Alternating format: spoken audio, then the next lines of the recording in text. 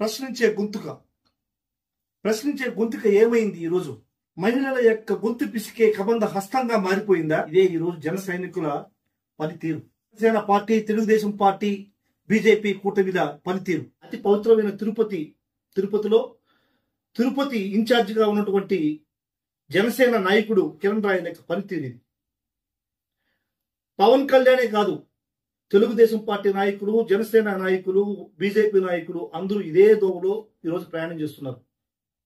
ఒక మహిళని చూడకుండా, ఒక మహిళని ఎంతటి అఘోరమైనటువంటి పదజాలంతో దూషించాడో.